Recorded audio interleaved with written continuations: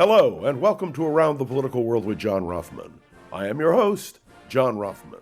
If you're a fan of the show, make sure to hit the follow button on the top right of Apple Podcasts, Spotify, or wherever you are listening at this very moment. When you hit follow, leave a review or share an episode with a friend. It helps other people discover the show, keeps us going, so I'd like to point out each and every day it expands our base. Facts matter. And I think that's the key in understanding what is happening today and what happened yesterday in the memorial service to Charlie Kirk. By the way, it was a very moving service, and of course, his wife's eloquent presentation, most powerful, particularly when she forgave the attacker.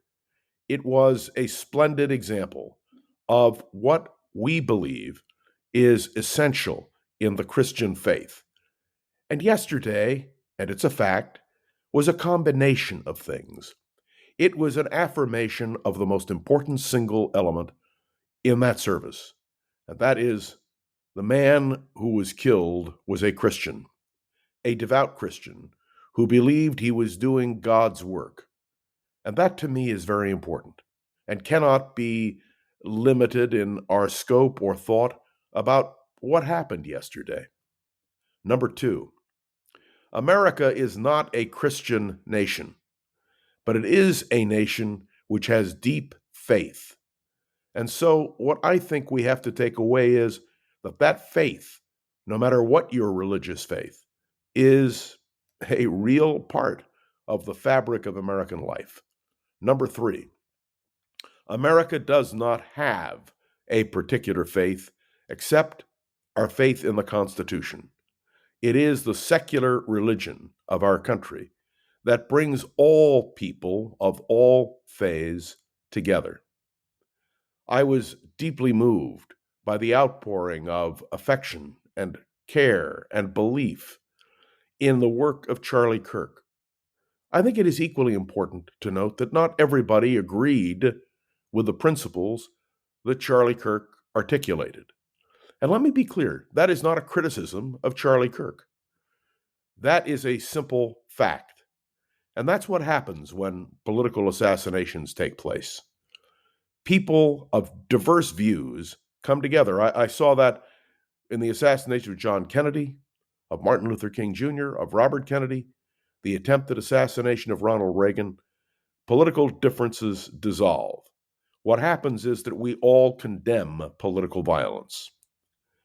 The suggestion, and this to me is the most compelling point of all, that a portion of America rejoiced at the assassination of Charlie Kirk is just plain wrong. There are some people who disagreed with him and said so publicly. I listened to one member of Congress, an African American, who made clear that she condemned Charlie Kirk's murder, but did not believe that gave license to support for his political views. And I think that is the important lesson. In a democratic society, in the United States of America, we condemn violence unreservedly. And may I say, I've scanned the wave, so I've seen people who have been critical of Charlie Kirk's positions, but no one that I have heard has said, thank God he was killed. Do you understand that the attempt to blur two concepts, the idea that his death was not mourned by all, is really a political vehicle to try to launch a new party, if you will, or a new control, or what happened to the Republican Party, which is the takeover of the party by extreme views. And I say that bluntly and without any hesitation. The Republican Party is not the party of Christian America. It never has been. It's been a diverse party, made up of all sorts of people. And may I say that nobody that I know believes that Charlie Kirk deserved to die. I haven't heard that expressed anywhere.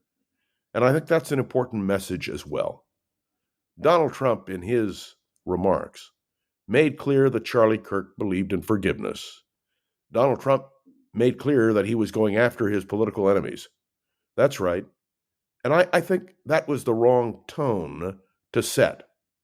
If you have political enemies, and we all do, those enemies need to be identified and exposed.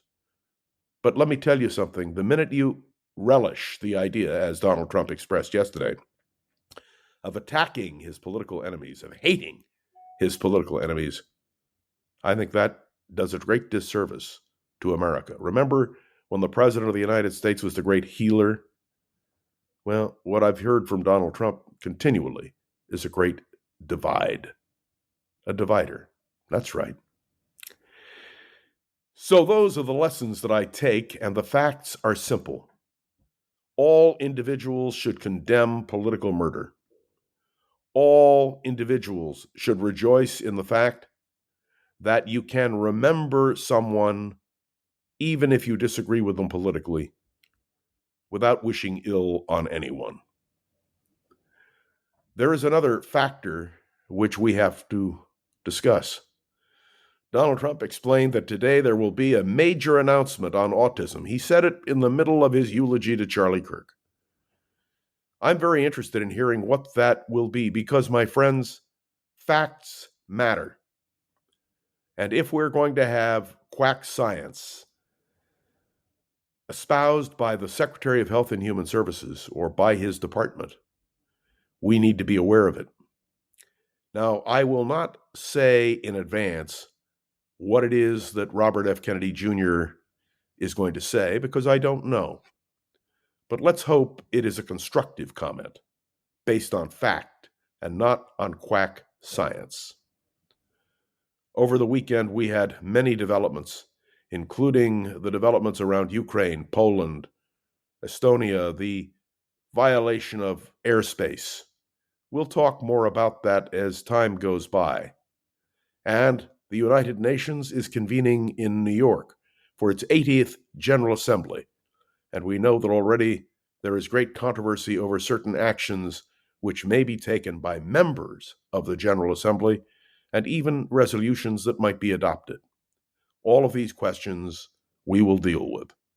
But let's start from a basic premise. Certain facts matter. And that means we all have to be aware of when facts are misused, distorted, and which are designed to create a political agenda which is not unifying in a time of tragedy, but divisive.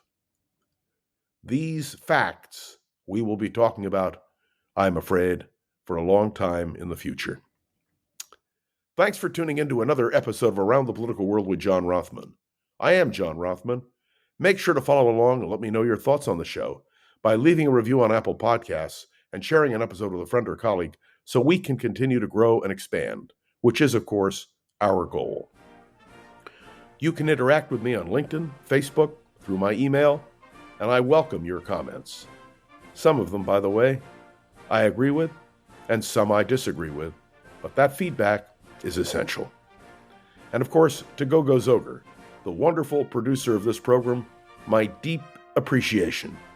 And to all of you who will tonight celebrate the beginning of a new year, the Jewish New Year, let me say Shana Tova, a happy, healthy new year.